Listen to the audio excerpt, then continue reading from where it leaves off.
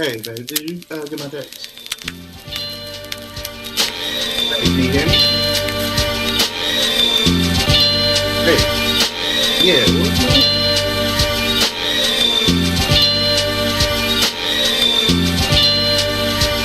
Oh, okay. No, I sent you a text when I was asking if you could pick up the boy.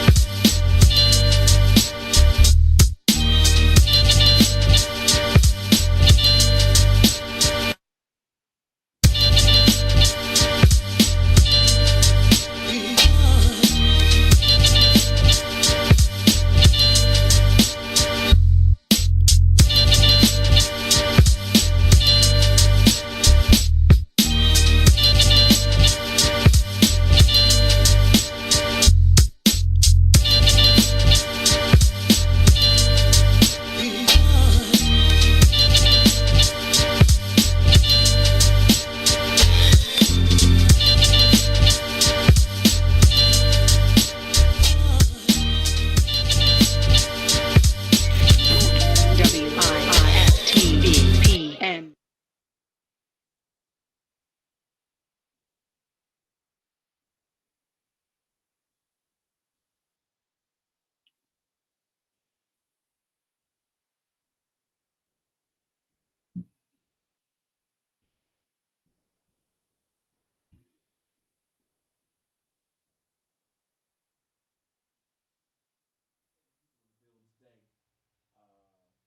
Let me make sure we got everybody on live.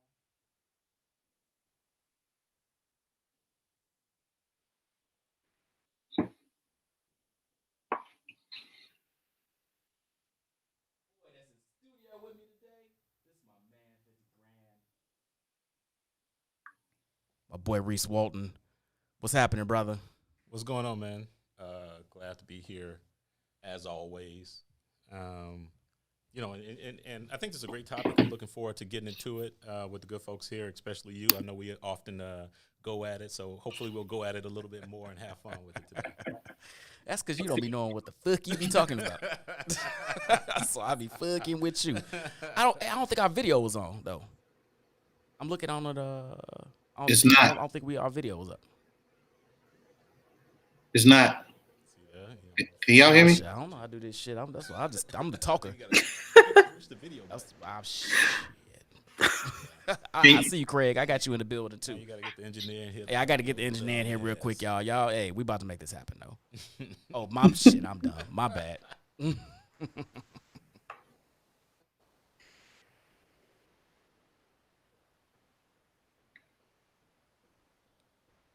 Y'all in the same spot? Give me 2 seconds. You can play it. You can tell I don't mess with the board. There we go. Hey, Y'all so in the same spot? In here, it's already said. Then I got my man 50 Grand. Y'all seen him on a couple of shows. This dude, I know, beats the hell out his kid, so I made sure I had him on this one. My boy Craig Elliott, what's happening, brother? What's happening? Can you hear me? Let's make sure your mic is on. There we go. Boom, boom. Got you. One more time, Craig. Hold on. Can y'all hear me? Can you hear me? I can hear you. Craig, we come back to you. What? We got some Thank you, technical issues, E. But we coming. You're welcome. Hold on. Reese, do you beat your kids? Man, listen. I need to. I beat them in my mind. There you go. Now we got Erica. Craig, can I hear you, brother? Make sure you on. I'm here. There How's you that go. sound? All right, you good. There's a My delay man on the Craig video. Elliott's in the building. What's happening, brother? I'm good, man. I'm real good. And then I got my girl Erica Callahan's in the building. What's going on, girl? Hey. I ain't seen your face in a minute. I know COVID won't go away. Oh, that's 'cause Y'all in the same spot? Me and Reese, yeah, we partitioned off from each other, but yes, we are in the studio together. I'm social distance from this COVID spreader. Hey man, I had negative COVID tests. I can come out. COVID rules only allow 2 in the building at a time. But as soon as we open that joint up, boy, you know you're coming in. Gotcha. Hey, so today's topic, and I'm glad to have these people in here. We've got a representation of age ranges. Obviously, we got a couple of guys. We got Erica gonna represent for the ladies, and then we've got people that have multiple kids, all girls, boys and a girl, one boy. I wanted to make sure we had good representation in here so we could have a really good conversation about parenting today. Are we fucking our kids up, or are we doing them justice? I will argue that it's both, depending in the moment, but we will get into it. We will get into it deeply. So, first way I want to start it off. Let me know how you all were raised. Give me your family background, how many sisters and brothers you had, how your mama raised you, how your grandmama raised you. Did people get to snatch you up off the block and whoop your ass with a switch if you was throwing crab apples that they caught? All that good old growing up shit. Or were you one of them bougie kids who mama left you alone? You was one of them latchkey kids and mama just left you peanut butter jelly sandwiches and fried bologna, and she came home and you were supposed to have done your homework, and then she gave you like encyclopedias and Commodore 64. Why gotta be like that, yeah? All right, Craig, jump in there. Tell me how you was raised, brother. Well, I mean, since you already set me up with my bougie latchkey ass, that would be me. About you. Whoops. That would be me. I do not have any brothers and sisters. I for a long time was a latchkey kid, but it was interesting too though, because by way of family dynamics, I was raised with a lot of my cousins. Okay. My mother's youngest sister has 4 children, and her daughter is like a sister to me, my cousin Tanya, and we're only 6 months apart, so we were raised together. So here you have my mother and father, who 2 working parents, and so I know daycare. Wait. Your mama and daddy live with you? Yes. He's special. You was wait. Yeah, I come. You failed in life. That's on you. With a mother and a father who celebrated 47 years in September.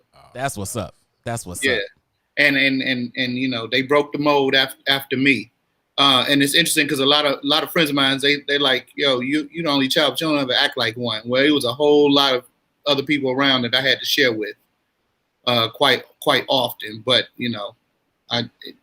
that's where I come from. Yes, I was a latchkey kid as well. Okay. All right. Erica, give me your background. Yep, I grew up in Inglewood, 61st Street. Hey, that explains so much. God damn, that explains a lot. Go ahead. Inglewood, born and bred. No, and I grew up with an interesting dynamic because my mother and my father and my grandmother and my grandfather, we all lived in the same apartment building. So it was a 6-unit apartment building. My grandma was on the 2nd floor. My mom, my dad, and my brother and I were on the 3rd floor. And so a lot of the parenting responsibilities were shared between the homes. We ate between the homes. We were disciplined between the 2 homes. My mother was 19 when she had me. So young parents, my dad was 18. So, my parents were young. My grandparents took on a lot of the responsibilities of raising me. My brother is 9 years younger than me. So I grew up like an only child for most of my life. Like I didn't really even have a sibling to interact with until I was around 12 or 13 when he was like 2 or 3. So, I grew up most of my life as an only child being co-parented by my parents and my grandparents. Okay. All right. So you had the whole family dynamic in one building. I always loved those families though, where you had grandma upstairs and auntie downstairs and lots of kids and cousins and brothers and sisters running around. It always seemed fun as hell.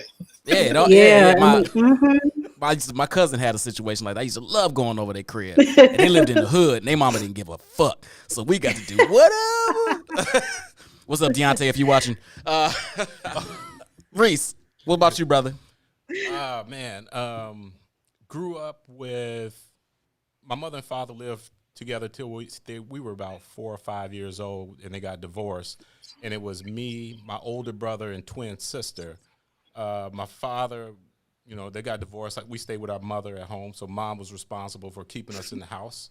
And my dad had married again and had 4 other children, and his wife also had a child. So effectively, we always call him our brother. We didn't do the stepbrother thing. So in effect, it was 8 of us growing up over two households. But we pretty much grew up in a single parent home, and mom had to work to pay all the bills, all the shady shit that comes with father and child support and all that nonsense. It wasn't perfect. So dad did what he ever could, and I'm pretty sure it was never enough. And mom, honestly, I think she's superwoman. I don't know how the fuck she kept us in the house. We grew up in the hundreds, but before we moved there, before it was wild hundreds. So it was just the hundreds. It was a nice hundreds when we moved in there. And y'all fucked it up. Right. So mom did what we had to do. We had an extended family here.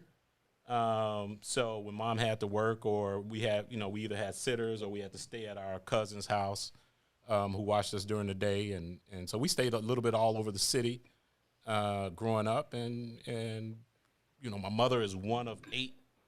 My father is like one of 8 or 9. So we had a ton of cousins, and we just really grew up in a big family, even though we were separated. Yeah, that's what's up. That's what's up. Well, I'm closer to Craig in this regard. I was my mother's only child. My father remarried, and so I have a sister, and then his wife had 2 older children. So I had them when I get my daddy weekends, every now and again. But mostly, I grew up Lake Meadows, 32nd Street, me and mom's, just making it do what it do. I was spoiled. I remain spoiled. I own it.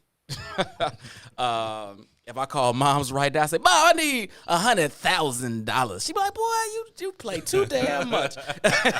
But, but she also, my mother was a teacher, a principal, an educator. So, my mother's 4'11", slight, but didn't play no games. So, I always respected her and what she brought to the table and how she took care of me. But I knew that if I crossed that line, I could get it. So, it's I don't know if this is how certain folks are getting raised these days. And we could dive into that in a second. But let me ask you all this. And all these different family dynamics growing up in the hundreds, and as latchkey kids, and in Inglewood, and Lake Meadows, and we got our divergent paths on how we grew up. Did you all catch spankings? Hell Oh, yeah. yes. Oh, absolutely.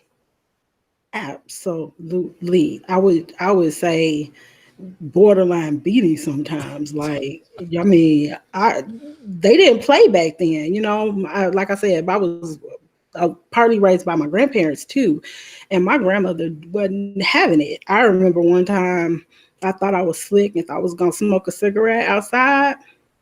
My neighbor told my grandma. I got it from my grandma, my mama, and my daddy. So it was all across the board, and they definitely belts, switches, stitcher cords. I mean, because that's just how we were raised back then.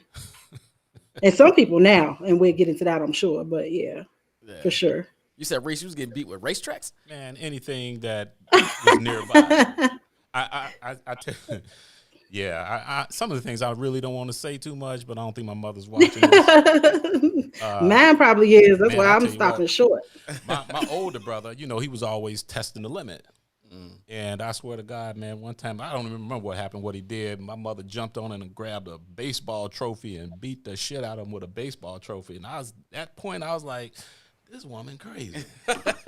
I ain't fucking with her, So, and actually, I think that kind of kept me straight considering the environment, right? Because we were growing up at a time where the Hunnits was changing, and you know, it was a lot of gangs in the area, and really, you know, you didn't look at them as bad at the time. It was just your friends. Right. And I remember I know a couple people might be watching. Where I grew up in the Hunnits, it was like vice lords, and then everything else around us was folks. And so, you know, you have friends on both ends, and it was easy probably to get inside of the gang structure. But I was like, shit, I'm more scared of my mother than these niggas. Right. These brothers, these Right. gentlemen. Nah, too late. You already said it. These gentlemen. But and you know what was cool was I think my friends understood that, right? And so you know they I still roll. They still keep Shawty Reese from the low with them, and not necessarily pressured to join that environment. Right. Yeah. Right. Shit, they respected moms. I'm telling you. Yeah. Craig, what about you? Nope, not never. Not never. Not never. No. And the thing is, no, it wasn't a thing. And you know, my cousins that I was raised with, they mom and dad beat the snot out of them. But my mother and father, they never did it. And a lot of that was, even to date, is just the fear of God of my father alone. You know, for context, my father, you know, is a cop. He's a retired CPD. That in itself, you know, says a lot. So like Reese, you was talking about some, you know, like I grew up in South Commons, Brian. I was right there. And so, you know, we were surrounded around projects too. So whereas you like, you know, you saw that happening to your brother, you like, nah, I'm good.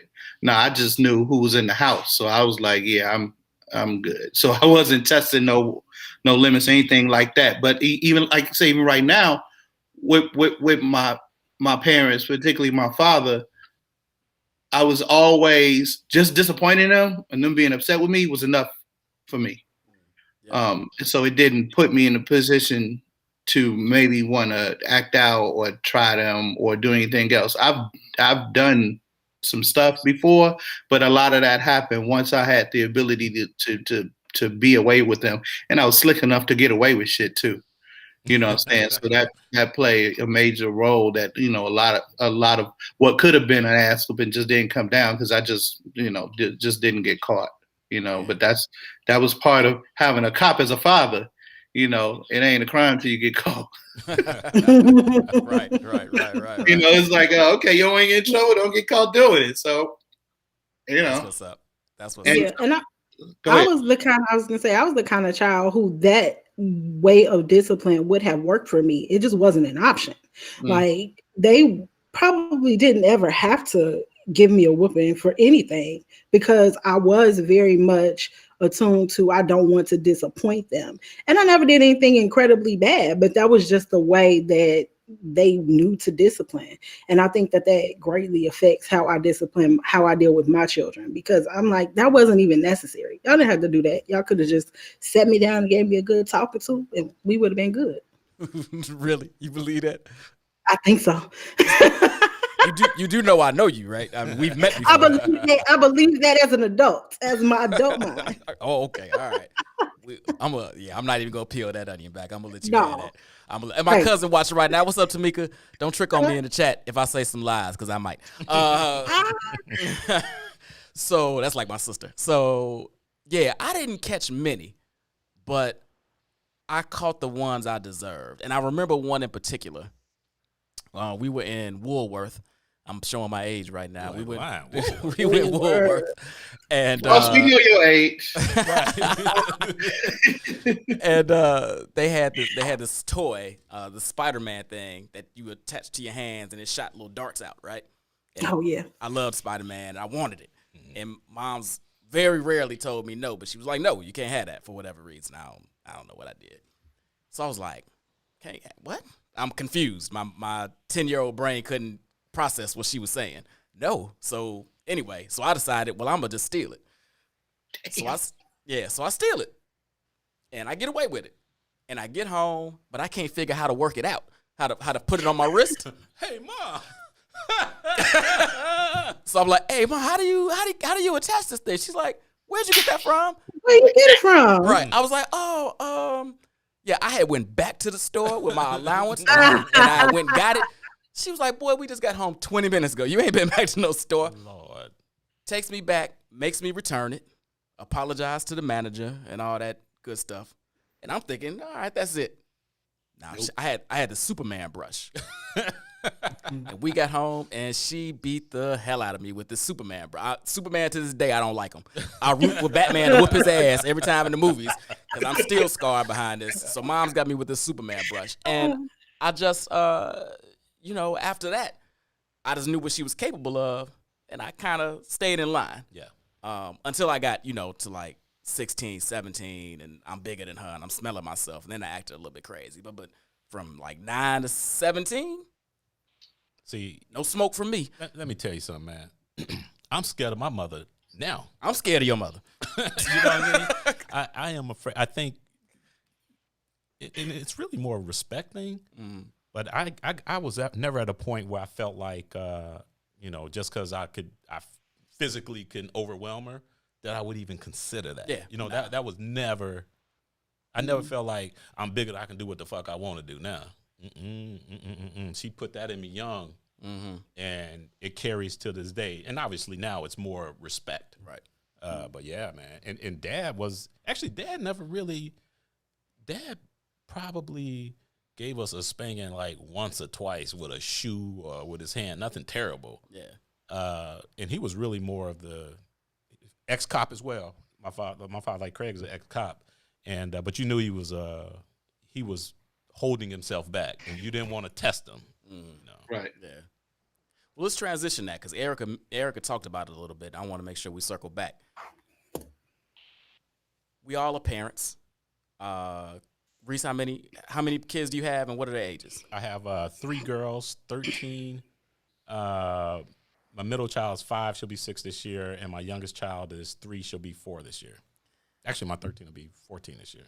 All right. Craig, how many in ages?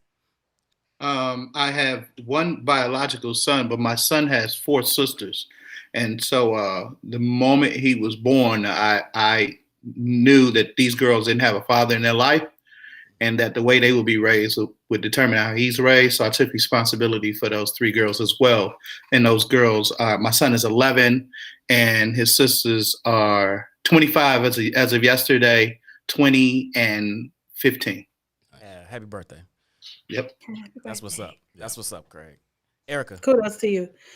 I have 2 girls. They are 10 and almost 9. Okay. All right. And I have 4. I have a 19-year-old, a 19-year-old boy, a 16-year-old boy, a 9-year-old girl, and a 7-year-old boy. So I want to ask you guys, Reese, I'm going to start with you. What's your parenting style? I am a yeller. I cannot bring myself. I probably tap them on the butt a little bit, but I can't bring myself to be physical with my children at all. But I yell like I'm gonna beat the shit out of them.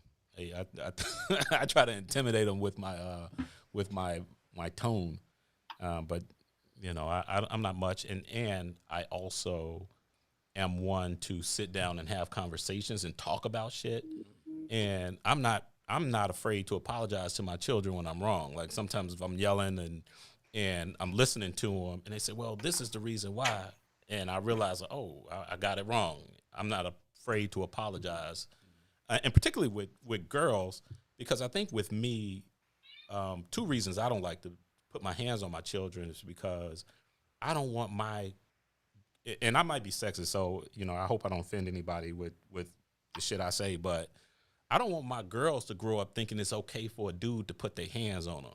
You know what I mean? That makes sense. And so I don't do that. And I also don't want them to grow up feeling like a dude can't say they're sorry when they're wrong. Like, that ain't the motherfucker you want, So that's kind of how I try to think about things like that when I'm raising my children now is because I like to believe that they look at me in terms of what they'll look for in a man or a partner, should I say. And I want to make sure I'm demonstrating that behavior that I hope to see them with, of that person I hope to see them with. No, that's what's up. That's what's up. Mhm. Erica, what's your parenting style? Fully agree with everything Reach just said.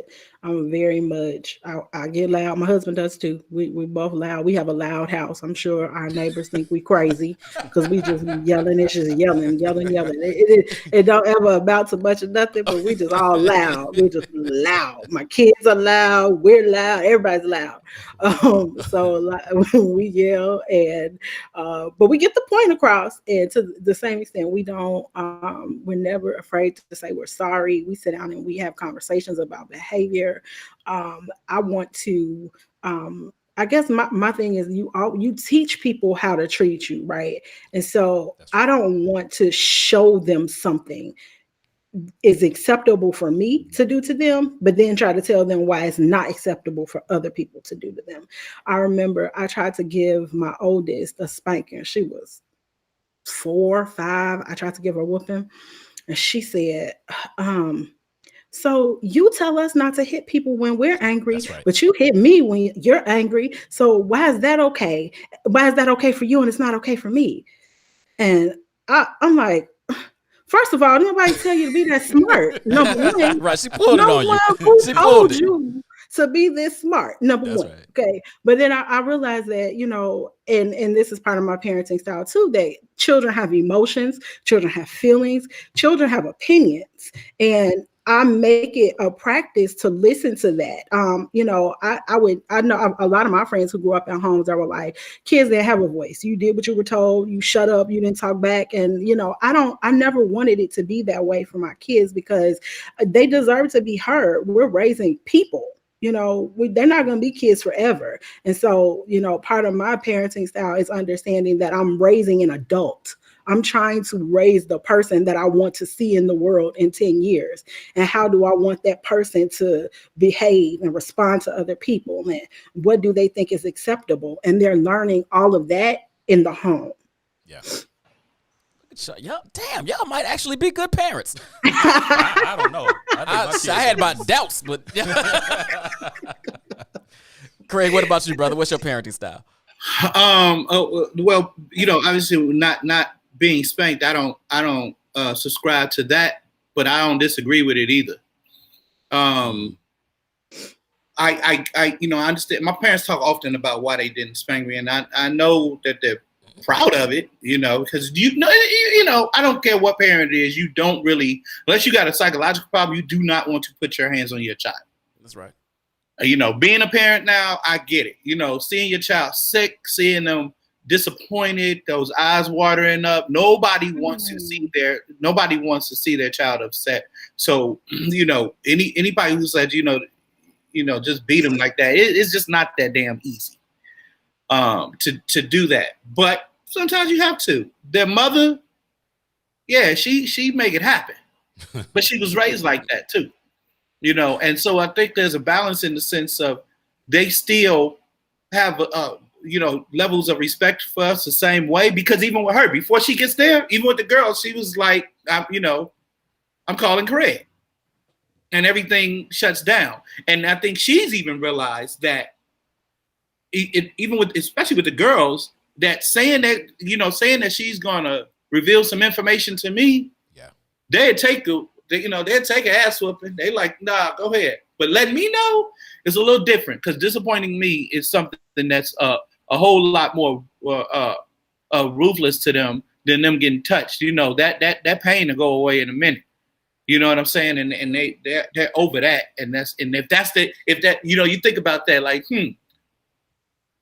if I get away with this, if I get caught with this, what'll happen? I get hit real quick, or the lasting effects of this parent, not trusting me or being disappointed in me or something like that, not allowing me to do something because I've already exhibited behavior that showed that I can't be trusted. Yeah. You know what I'm saying? That putting hands on them is less effective. Now, with that being said, I've seen kids who acted like a fucking fool in stores and stuff like that. And I was like, yeah, okay. Never put a hand on my child. Doing that though, oh, it's on and popping. You getting punched in the mouth. I'm talking about. I can speak on stuff that'll get me locked up without ever even having my kid be touched by me. You know what I'm saying? Okay. Because there is a point. But watch this. How they get to that point? Right. That's what I was gonna say. How they get to that point to even wild out like that? Yeah. You know what I'm saying? Yeah. We're talking about the carjacking kids. They just Oh. need their ass whooped. You feel like it, you know, if they're being a victim like that, but what's getting them to that point? Yeah, it's probably too late. To what I was gonna say they passed that. Yeah. Right, they passed that. They got guns And they too. probably got their What ass you gonna beat. do? They can fight better. Yeah, what's Probably got their ass Like beat. for real, Yeah. at 8, 9, 10 years old, it's some kids that could really probably Scrap. take, you know, some adults that ain't really got a lot of training with their hands. yeah, because they in the streets actually getting that work in. And I think what They you're ain't saying fighting is in the street. These now some of these kids getting they hand work Come on. in. But I think that's important. What you're saying, though, Craig, is that I think what's important about that is you got to know your kid, right? Certain kids you can just give them the look and they in tears and you know it's effective. But there's certain kids. So as I said, I got 4, and I am admittedly wrapped around my daughter's finger. Mm-hmm. She could get steal nuclear codes and I would make excuses for her. So I'm not even gonna speak on that. But my boys, that you know, but she's just like a really really good kid. That's just because I love her to death. But she really is a sweetheart. My boys are just different. My youngest is my 7-year-old. If I, you know, he's a little rambunctious and why he got me at the old end of the spectrum. So I'm not as active and you know. Usually like no screen time and we gonna do blah. Now I was like, boy, go what? Go ahead, watch that TV, get that Kindle. I don't care. Just let me take a bath. I don't give a shit. You know, but when I was a little bit younger and sprier with my first 2, my oldest was a little he needed to get touched a couple of times. And only a couple. One time he was at his mom's. He might have been about 12 at this point. And you know we're not together anymore. You know, but she's remarried, and he has his pops, as he calls him, great dude. And she calls me, and she's like, we were outside raking leaves, and he pretty much just said he wasn't doing that shit, and threw the rake down, and kind of sat on the stoop and was just on his phone. And she said, you know, pops was yelling at him and whatnot, and he just was on in this I'm not gonna do it thing. So she called, you know, he don't want to, you know, he does everything he can do short of, you know, putting his hands on him. But even though I told him, I said, if he get crazy, whoop his ass. I'm fine with that. But so she called me and I happened to be around the corner. And I was like, what? And she was like, yeah, he just on one. I was like, okay. So they were outside and I whipped around. Jumped out the car, dragged him up and down the block real quick. Said, don't you ever disrespect your mother. Don't you ever disrespect your stepfather. Pop, pop, pop, pop, pop, pop, pop. Drug him, threw him back on the pile of leaves, and said, now get your ass up and start raking them leaves. Got back in the car and left. And I swear, ass whooping. that he had to get drugged. And I get that, you know, sometimes, most times, if things like that happen, then you want to sit down like, this is why it happens. He already knew why it happened. You just got to know I'm Right. capable of being a fucking idiot if And you that's want what I'm to if saying. you I want to don't go have there. With that at all. Yeah. None. And you know what? I'd like Yeah. to say that if I had boys, I was just about to ask. I think I would. Be honest with you. I tell people now, hey, Reese, you gonna try to get another boy? I said no, because I'm too old to try to put my hands on a kid. I had to get a gun and kill him, and I don't want to kill my kids. So do you think, and Eric, I'm gonna ask you the same, is it different because you have girls? Yes. Has there been moments where you were like, I should, but I can't because that's my baby girl? Let me say, I right now I'd like to think yes. Mm-hmm. I couldn't tell you what would happen if I actually had a boy. But right now, without having a boy, it's easy to say what you would do when you ain't in the situation. Mhm. So Right. I'd like to think yes. Yeah, because as I was saying, my oldest needed that. My second oldest really never did. He was more of those you can talk to him like, come here, sit down, what's going on, blah blah blah, and he could verbalize it and we get through it and I could explain what's going on and he would course correct. My youngest, I still don't know what's gonna happen. I think he might be the one to bring a gun to school, but we'll see what happens there. But my oldest needed to get touched a couple times, and then he was straight, and then he was good. Erica, what about you? If you have boys, do you think you might be in a different space? I don't. But my husband might, right? I think fathers and sons and discipline are a lot different than mothers and sons and discipline, or mothers. Well, at least for me, I think mothers discipline their sons differently. So I probably wouldn't, and I just don't. I don't know. I'm so like anti put your hands on kids that I can't. And I do understand extenuating circumstances. I'm not talking about that. Like him disrespecting his mama, he needed to get drug up and down the street a few times. But just like as a regular practice and a regular everyday form of discipline, I'm just so opposed. I couldn't see myself, but who knows? You live and you learn, and when you're in a home in those situations with those kids, nobody knows what's really going on but you and them kids. So I don't see it for myself, but I can't speak for my husband. My husband might be roughing them up. No, I agree with that too. And Craig, let you jump back in. I agree that if you beating a kid ass every day, eventually they get numb to that. That's right? right. It's worthless. That now you just getting your frustration out because it's not teaching them anything. So I think that's not the way you want to go. Craig, go ahead, bro. Now I was on. I'd say a couple of things. Because I have a son and because he has 3 sisters, I have boys around all the time. His friends. He has a couple cousins, so I always keep boys around again because he has 3 sisters. And my cousin's son, at that age, I call him my nephew. Used to be around my son often, and my cousin, she actually said, his father's not around. Craig, I need help with him, and he was really young. He might have been 4 at the time. And I said, yeah, bring him around. So he would come around sporadically for maybe till he was maybe about 6 or 7. And then, he'd be at the house, just be all the guys. We doing our thing. We go out, whatever. But when he was at 7 years old, he stayed at my son's mom's house. My son and me and his mother aren't together. My son has never seen us live in the same household together for an extended period of time. So going back and forth, it was strange for me, obviously, having 2 parents being together for all that time. So, but that's what he knows. So she and I got to the point where this kid could stay over her house.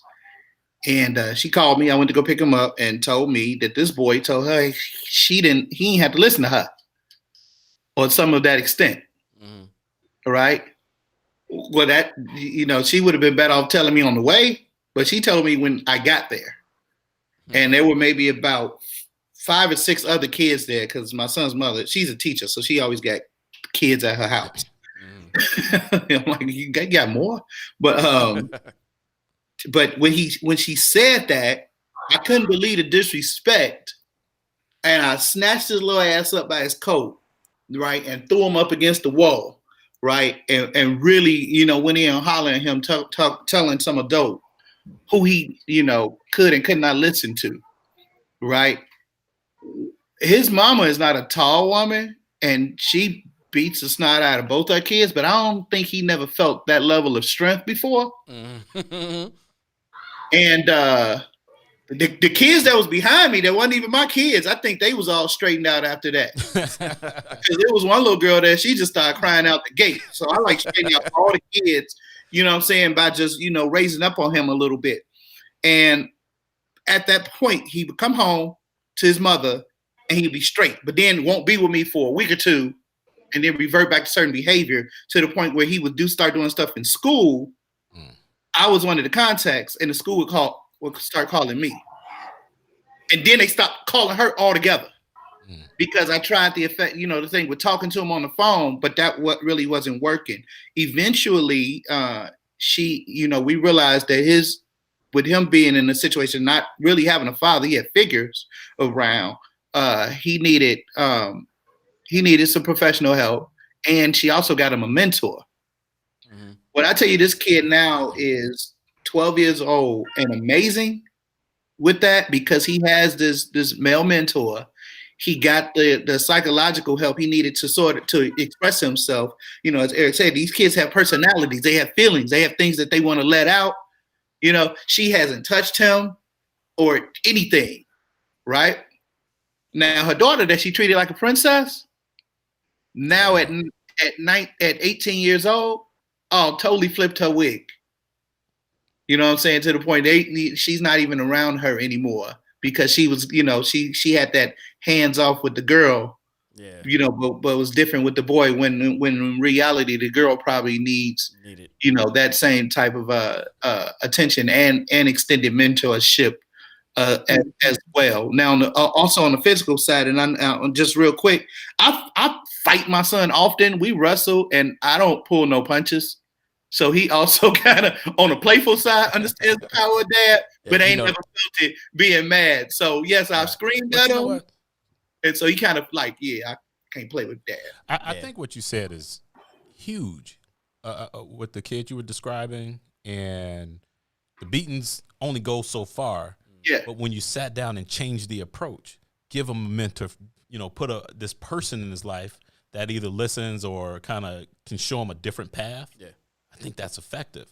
And too often, many of us around our age anyway, older people, I think it's probably fair to say most folks grew up getting their head knocked in.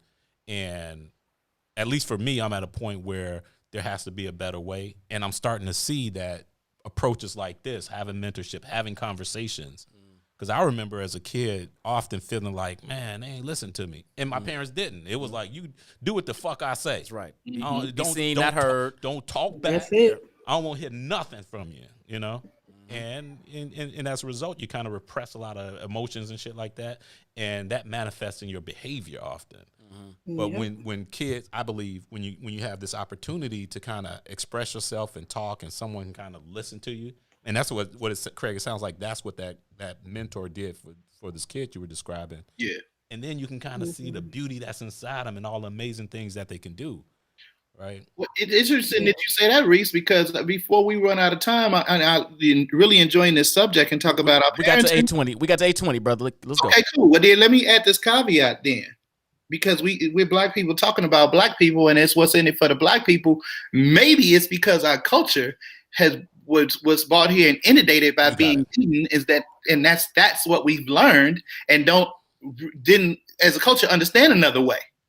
Well, that's a fact. I believe there's research that suggests that's just what it is, and we so even those of us who haven't got who have to go through that and things like I did it and all of that. But is it just something that's learned amongst all of us that if we really stop doing that and pay attention to your kids and talk to them, that we'll all collectively be in a better situation as a culture?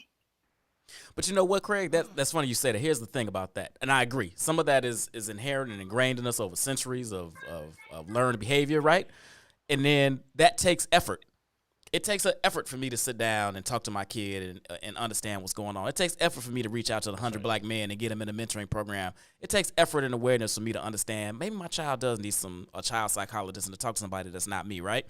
It's easy to take 5 minutes and just beat the shit out of them and be like, I'm a good parent. Yeah.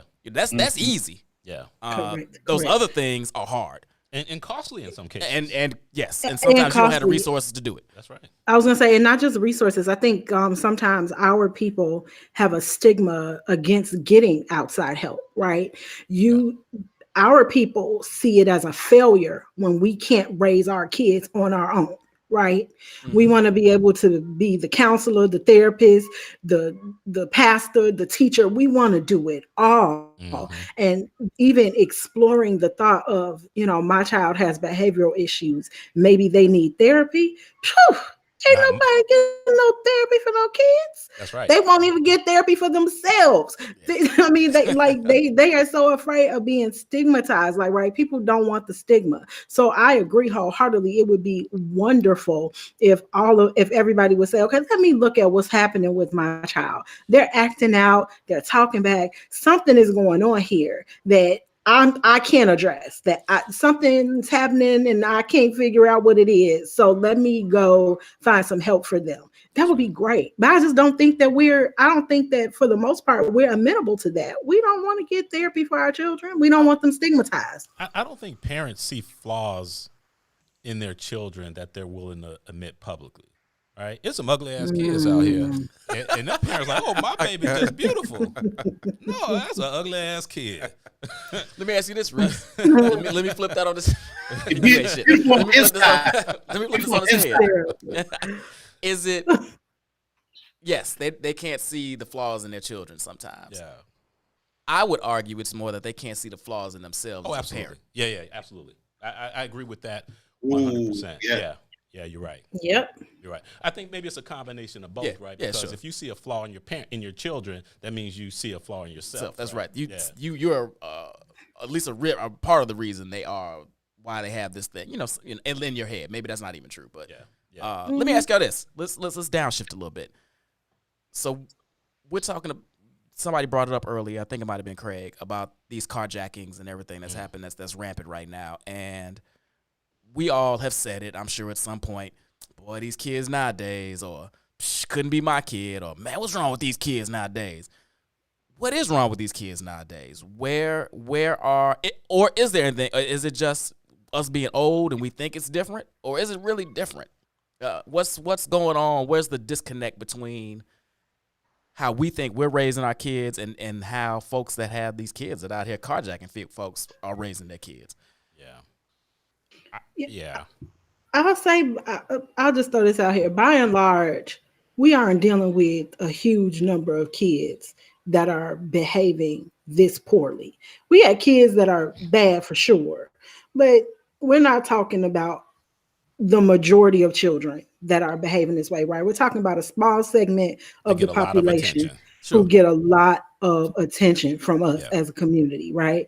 And with these kids in particular, I think, to answer your question and where things went wrong or what is happening with them, I think that they either have one parents who aren't parents or no parents at all. Like we say, blame the parents.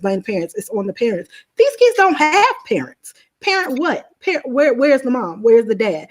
Dad probably incarcerated. Mom might be strung out somewhere, right? So we are sometimes dealing with children that don't even have parents. And then the other part of that is if they have parents, a lot of them are being raised by parents who wanted to be their friends and not their parent. So their parents are kicking it with them, probably riding around in the stolen cars with them because there was this. I don't know when it happened. I sometime around the early 2000s where parents just wanted to be friends to their kids. And I would never go out with my mom, like go out and kick it with my mother. But I know people who are younger than me that kick it on a regular basis with the kids because they started being their kids' friends when they were 14 and 15. And we weren't raised that way, right? Mom is in her world and dad is in his world and my world and my friends are mine. But the lines got blurred somewhere along the way. And there's a lot of friend parents that, kind of enable behaviors like this to go. I don't mean like being a friend to your kids as part of your parenting style. I mean strictly being a friend. Like we kick it. I didn't see some mother-daughter duos at the club together often. Often. And you done picked up the mama. Ain't that a shit? And the daughter. Right. They be right in front of that backdrop. Right. Pop. You know what though? I will say this: there is no rule book on parenting. Mm-hmm. You know what I mean? So it's difficult. It's easy to point the finger at the parent, but the truth is, their parents, the parents of these carjackers, and it's probably a lot of what you said as well. Yeah, the parents aren't there, or maybe they have other things that's whatever. But I believe in some cases, the parents are doing the best they can, and sometimes you just don't know what you don't know. As a kid, they probably have some fucked up shit going on. And the only thing they promise is my kid's going to be better off than that. And even in the carjacking, they probably are better off than that. Hell, they probably carjacking, but they ain't killing, or some other bullshit. I was going to say, if your mom works 2 jobs and your dad isn't present, who was going to be there to keep you from running the streets at night carjacking people? Nobody, because a lot of these kids are home alone. Yeah, I have a hard time putting it. I won't say putting it on the parents. I do, obviously. But then you have to take in consideration what these parents are dealing with, period. Yeah. Abject poverty, job loss, lack of health services. The list goes on and on. poor educational opportunities when they were young. That's right. You know, so they've got their own set of struggles. And then, you know, I think if you look at it probably, and I don't have the percentages right now. I had them early, and I'm sorry, I've forgotten them. But a lot of these are kids having kids, right? You know, you got 16 and 17-year-olds having kids, and they're not fully formed adults themselves. So that's where you get, you know, mama's turning 45 and daughter's 22, and they at the club kicking it because they still, you know, and God forbid they gave up any of that youth, you know, while they were being a parent, you know, trying to be a good parent. So some of these lines are blurred, and they're dealing with these inequities that unfortunately fall upon their kids because they don't have the services or mental repertoire, I'd say, to deal with some of this shit. Yeah. And it's tough. It's tough. You know, you putting them in a bad position, and then therefore their kids get put in a bad position. And like you said, Reese, they might be doing the best they can do. So I guess then, how do we help? How do we support it? What do we do different? We got our house in order. And I know people say help starts at home, right? Your house, you can't help nobody else if your house isn't in order. I think all of our houses are in order. Yeah. What can we do?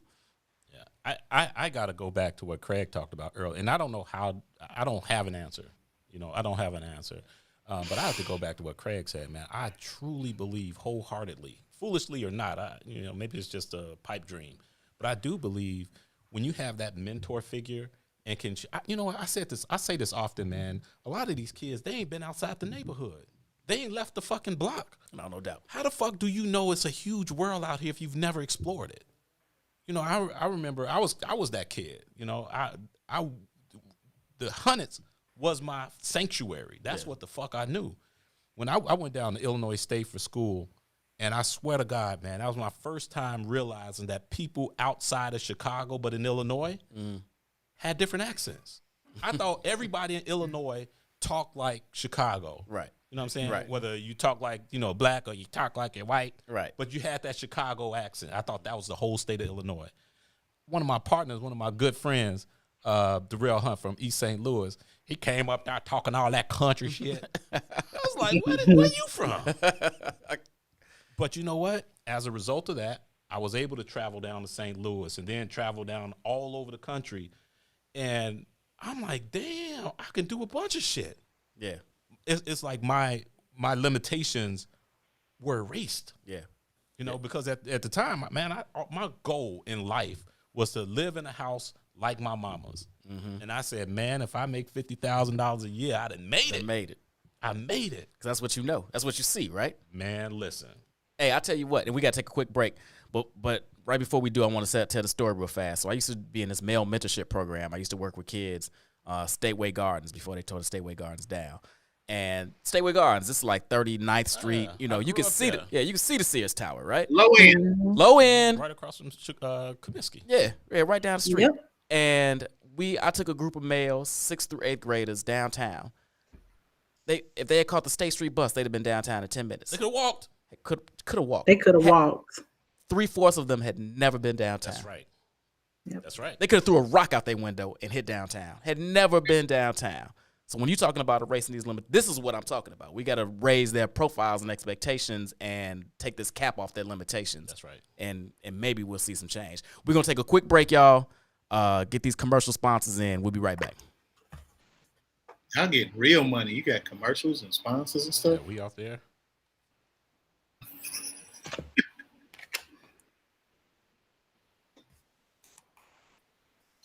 Yeah.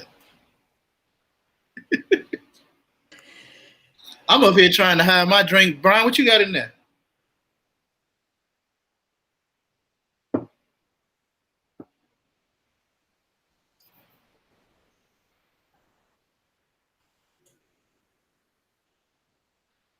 I can't hear anything. Y'all talking? Or am I the only one talking? Hey Chicago, it's Dawn Millhouse from the Book of Dawn. There's a lot of fake news about the COVID vaccine, just false information. So our station has joined the Protect Chicago team to help share the truth about the vaccine and dispel the rumors. I hear all the time, I've already had COVID. I don't need the vaccine. You're wrong. Get the facts by visiting the What's in It for the Black People Media page on Facebook and www.chicago.gov/COVIDVax. That's COVIDVAX. We're in this together, Chicago.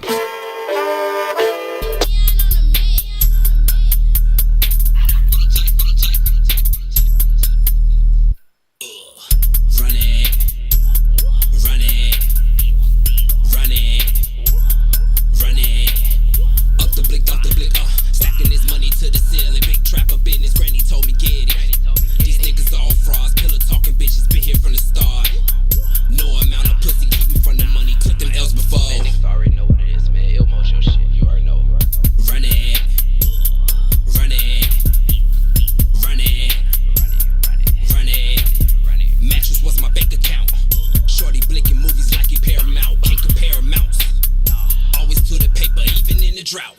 Run it, run it, run it, run it, run it, run it, run it, run it, run it like Emmett. I need a percentage. Turn wifey to widow and then she go missing. The baby's forgiven. We at your head like a scrimmage. We at your head like a scrimmage. Looking out like I'm a dentist. Run it, run it, run it, run it, run it, run it, run it, run it. My niggas ain't running unless it's the cash. Get to the bag, digital dash, my whip too fast. Jimmy Neutron, bitch, I got a blast. Ain't no discussions if it ain't about dollars. Grandma had choppers, this baby a scholar. I hustle too hard, I need every dollar. Don't want the clout, you can keep all the followers. How you get the sauce like that? Thought he fell off, but he bounced right back. Nigga show teeth, but afraid to attack. The Canic Larry Bird, 33 in the strap. Your boy blessed in, yeah, I bees in the trap. Never been the one to switch teams when you dap. Had to pay my dues, it's a mean in the day. Fear about the drop, heard they fiending for crack. Run it, run it, run it, run it, run it, run it, run it, run it, run it, run it. I ran up a bag today. How about a jag today? Popping outside today. We slip and we slide today. I got a new glizzy, new K. I ran up a motherfucking K. I left to the motherfucking bank. Right with your motherfucking bank. I felt on that motherfucking cake. Counting up motherfucking cake. I ran up a 25K. It only took me 2 weeks. I told her nigga he weak. Moonwalk on the motherfucking beat. I jump out, I'm clapping the heat. These niggas, they whack obsolete. I stomping them out in the weeks. Grandma used to make me stay my ass outside. You know I was raised in the streets. I'm like bada boop, bada bing. I'm like get them gone, forget about it. You know that shit not a thing. I know that my brothers gon' die for me like I'ma die for them up, let it sing. Yeah.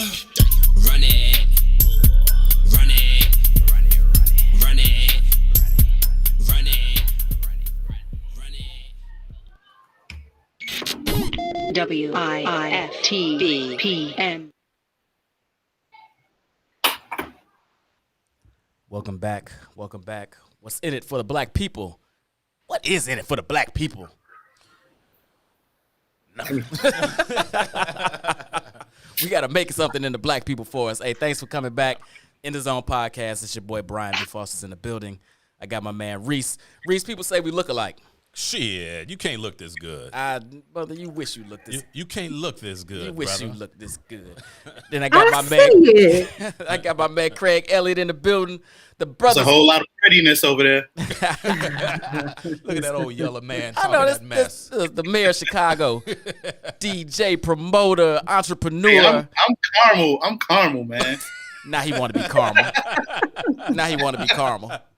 He wanted to be in my Yellow Boy posse back in the day. Now he want to be caramel. Then I got my girl. I gave it some thought. Then I got my girl Erica Callahan in the building. Welcome back, guys. Welcome back. So listen, we're in the second part. We're rounding the curve. We're in the home stretch. But I want to make sure because we were having a great conversation. I want to make sure we circle back to it. Do we really think there's this wide gap or vast difference between how kids are being parented today and how we got parented, and if so, how can we help, and what's the difference? So as we mentioned, we've got kids, we've got younger parents, but hold on, let me bring this back, because Erica, you said your mom was how old when she had you? Oh man, 18. She turned 19 a month after I was born. Okay, so you had a young mom. I did. Fresh out of high school, or a year out, or whatever the case may be. Yep. And you seemingly turned out okay. So, and I say seemingly. What do you think the difference was between the support your mom might have had and what some of these other 18-year-old moms out here don't have? This might be controversial. Here we go. Vocational schools. My mom went to Simeon. My mom graduated from high school with a career. My mom was a licensed practical nurse. She was an LPN when she graduated high school. So she was able to graduate high school and immediately enter to a job and a career that she's still in to this day. She's now 3 degrees later, an advanced practice nurse, running things at Advocate, right? So I think the difference is right now there was this shift in the push for college, go to college, go to college, go to college, go to college. And it eliminated the opportunity for students who were not college bound to see that they could be something else when they graduated from high school, right? If you're a freshman in high school and you're like, I'm not going to college, you see no other way to do anything, right? The electricians and carpenters and those types of careers aren't getting the attention and, quite frankly, the honor that they deserve at the high school level. So we're not giving, I guess my thing is, we're not giving kids paths. We're not giving them options. We're not showing them that, you know, you don't have to be the CEO of a major company to make a good living and provide for your family, because they don't see that as part of their path. But if we can show them a different path, a path to something different, then we may see some more succession, some more high school completion. So I think that was the difference. My mom graduated with a career. I don't think that's controversial. I think that's right. I think, and I think we're starting to look at, is a college degree necessary differently, right? Like that was the path that was laid out for me, and that's all I really knew. But that's not for everybody, and I'm cool with that.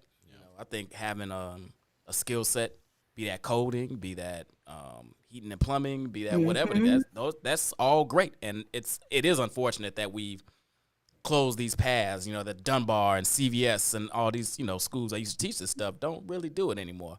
I think that's a great answer. What you think, Reese? You know, my mother drilled in our heads when we were very young.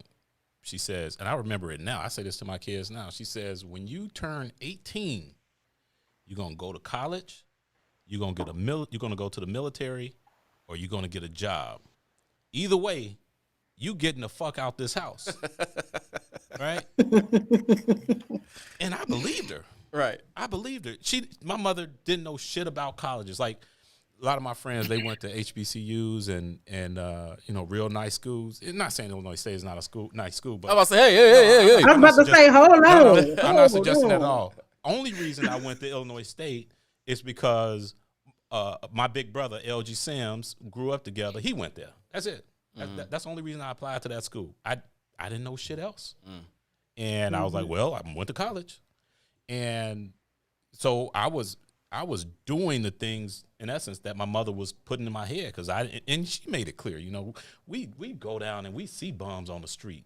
We see kids out in the hood.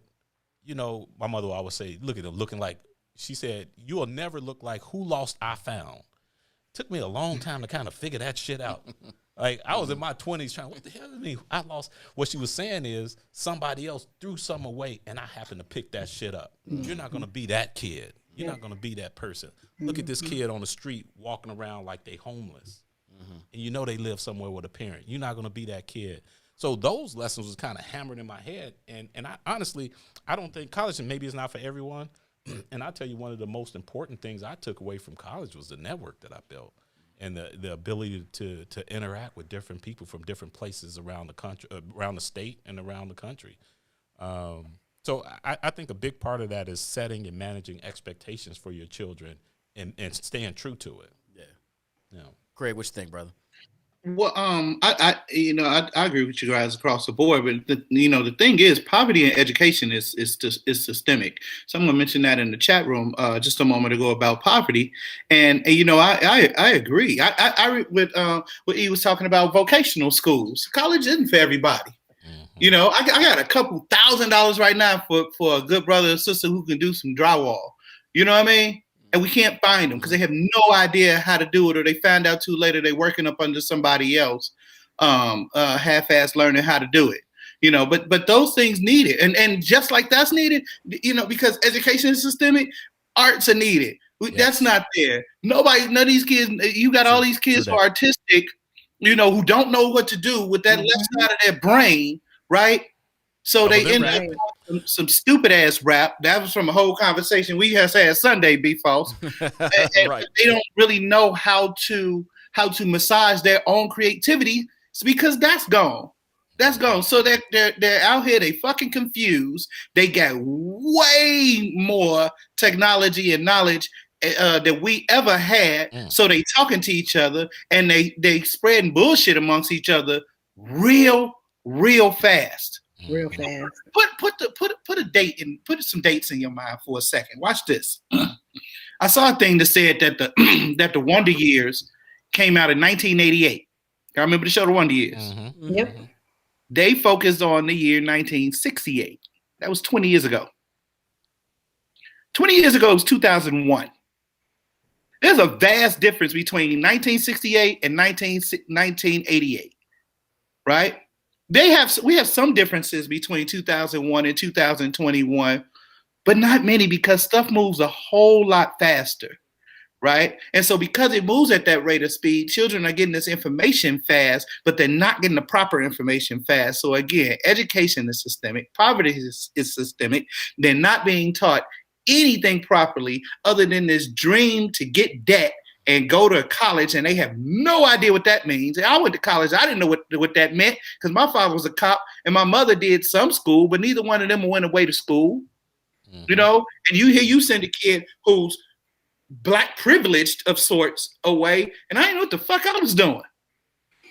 You know what I'm saying? So what you gonna do to somebody that doesn't have educated parents, that doesn't have parents that are paying them attention or talking to them, and just sending them out there, and then they get standardized tests that don't do shit for them, and do something for the money in the school system, do none for them, and then send them on their way.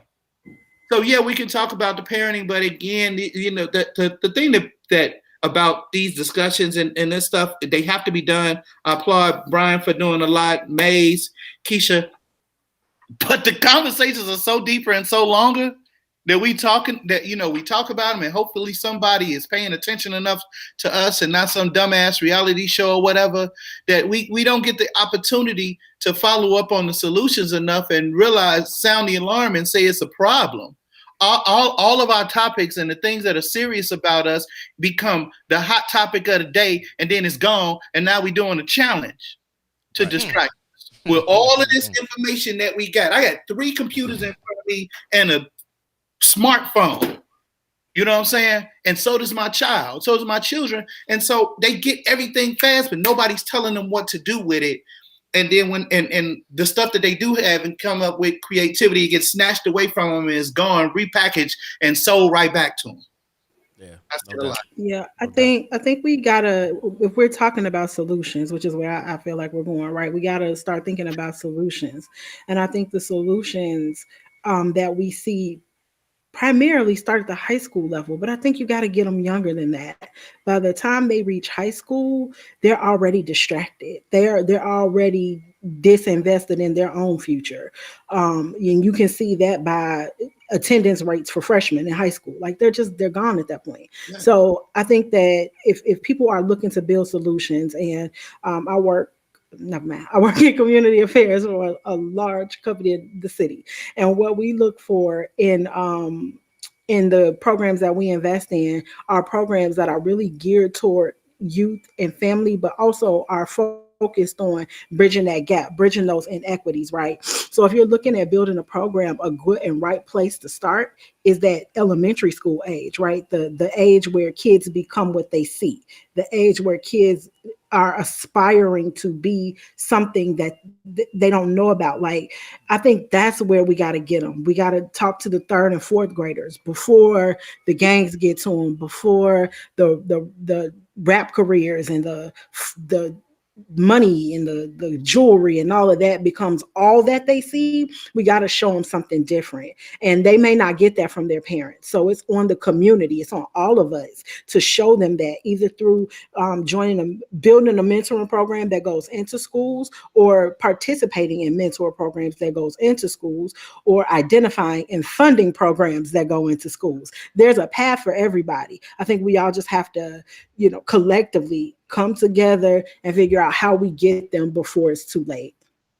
Yeah, that's dope. What you think, Chris? I agree with all of that. As I get older now, I think one of the things that's important to me, and I drill this to my kids right now, is we need to be in a position where we're teaching young children about entrepreneurship and ownership, right? Because I was just about to get into that. Yep. I was brought up talking about get a damn job, and that's what I thought was the way to elevate yourself and become successful. And basically, a lot of these kids now, they don't believe in the shit. They don't believe in that system. But their form of entrepreneurship is different because of what their limited visibility to what entrepreneurship means and what that can bring for you personally as well as your family and your community. But we don't know how to have that fucking conversation. Some of us do. But I think if that was a more of a because that's a lot of fucking hard work to be an entrepreneur. It's a lot of hard work, and you once you start learning those values and learning what it takes to become successful, then that becomes a part of your life, and you really don't have a lot of time for bullshit and nonsense, you know. And maybe that can be another pillar, you know, in addition to everything else that was said here. No, that's dope. And you guys are preaching right now, and I want to make sure I shout out a few organizations that are actually doing this work, right? That are in the communities doing this work. It's a project, a program called Convergence that deals with youth that have been law adjacent, and they're teaching them how to not only go into homes and flip them and fix them and all that type of good stuff, but invest their own funds so that they're putting their own manpower into the home that they can then flip and get the profit. Not just do the work, but get the labor, the profits from the labor that you've actually put in there. You're saving money on the front end because you're not paying anybody else to do it, and you're learning how to play the real estate game on another level than just, you know, hanging some drywall. So Convergence, I want to make sure we shout them out. My boy Jamal, and I always do this. He'll laugh at me later. My hood, my block, my city, my city. hood. Yeah, I always get the three messed up in the order. But he's out there doing some great work, and I want to make sure to shout him out. Team Inglewood out there doing some amazing work. Want to make sure we shout them out. My organization, City Air, out there doing some amazing work in public school systems. So I want to shout them out. There are things out there happening. There are resources. I think we need to take a moment, figure out where they are, and figure out how to funnel our kids that way. And by our kids, I don't mean our kids. I think our kids we already know. I'm talking about, you know, our kids, the village. And like you said, Erica, I really do think it's important to get them a little bit younger. Trying to steer or divert a 15-year-old, it's tough. Yeah. It's really tough. It's tough. Shit, maybe 10 right now might be tough. Yeah. Because like you said, Craig, they got computers and they've got They see iPhones, they see a lot, iPads, real early. Kindles. Yeah, they're in it. Yeah. They're in it. And if your parents, you know, now that's not even talking about the video games and, you know, all, you know, the TikTok streams and all that other stuff they get. Yeah. It's tough because they do have so many distractions. Yeah. So you got to put something, and we gotta talk to them different, and we gotta listen different. We have to listen different. That's huge. Yeah. We gotta listen different because Yeah. they're not us, and they're not, you know, they're not 20-year-olds or 25-year-olds. They're a different breed. So we gotta, just like we were having this conversation Sunday, Craig, about rap music. We got to listen different. There are messages in there, and we're just missing them because we're not listening. Yeah. They're not saying what we want them to say. They're not doing what we Right. want them to do. Right. So we think they just fucking up. Where, man, they probably creative and they got a lot of cool shit in them, and they ain't got nobody to listen to them. And the people who do listen to them ain't steering them. That's right. You know? That's right. Or steering them wrong. Yeah. Yeah. Hey, y'all, we got about 4 minutes left. Everybody, minute each. Quick closing, final thoughts. Erica, anything you want to leave us with? Listen to your children. Listen to your children. Listen to their friends. Listen to what they're saying and what they're not saying, because that's how you are going to find out, you know, what's influencing them, what's influencing their friends, and hopefully prevent a lot of the long-term damage that we see from some of the situations that we read and hear about in the news. Well, you do work in like healthcare somewhere. You ain't as dumb as you look. Craig, final thoughts, brother. Also, is piggybacking on Erica as far as listening to them. Also, invest in them. And investment isn't always a financial investment. Sometimes, most times, it's an investment in time. And part of what I mean by that is be in their business, get in their phones, get in their relationships, find out what's happening amongst their friends and the things that they're talking about. Because your kids might be great, but it might be their friends who aren't great.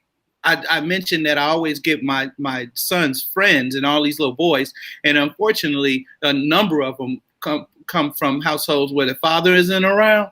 You know what I'm saying? So now I pay attention to these boys because the same way I took the responsibility to be in his sister's lives because that's the way he's being raised, his friends are going to be responsible as well. So if they can at least look to me as a mentor of such or as an example and not necessarily be in their phones or have limited examples in their own personal households or bad examples by way of media and social media, then you as a parent, in a sense, you are that mentor. You are that program that Brian and Erica talking about within yourself to be able to reach and help develop a kid that might end up being lost, and do it early. Yep. Good point, brother. Appreciate that. Reese, what you got, brother? Man, I don't have nothing. Y'all, I think Erica and you Craig got some sealed the deal. But I will say invest in your children, pay attention, listen, and try to create opportunities if you're in a position to do so, or leverage your network to help put children in a position so they can then give back. I want to just throw a plug real quick. One of the things that I'm working on is really trying to penetrate and get in the cannabis industry here in Illinois. And whenever I say that, I get a lot of the young kids like, they want to try to get in that. Right.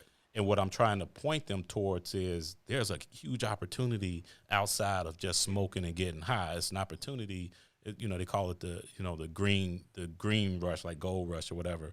But there's opportunity here, and it may be something that they're interested in. So just a real quick shout. Follow me at Reese Xavier on Facebook or Reese Xavier on Instagram. We're in the process now of applying for one of these licenses, and we get it. We really, and our business plan is laid out. The entire business plan focuses on community redevelopment and providing opportunities for youth so they can see something greater than their immediate surrounding, and put youth, young minority children who are in disproportionately impacted areas in positions where they too can follow the path of entrepreneurship. So, and we're just using the idea is to use cannabis, use this new industry as a medium to move in that direction. That's what's up. I appreciate that. That putting some action behind the words. Real fast, I want to challenge everybody listening. Take a moment, get out of your neighborhood, go back to your old neighborhood, mentor a child. Do some tutoring every now and again. Get your hands dirty with it. You can write a check. That's cool. That helps, no doubt. But go back. Go back and pick somebody up and pull them along with you.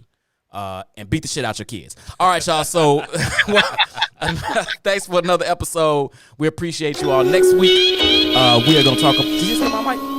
No. Next week, I'm like, man, the music got loud. Next week, we're going to have 3 young ladies that are transitioning or have transitioned from corporate America into entrepreneurship. Speaking of that, we're going to have some tips, some advice, and how hard it is for the sisters in the corporate world and the entrepreneurial space. All right, y'all. Next week, 7 o'clock. What's in it for the black people? In the Zone podcast. Love you. Peace.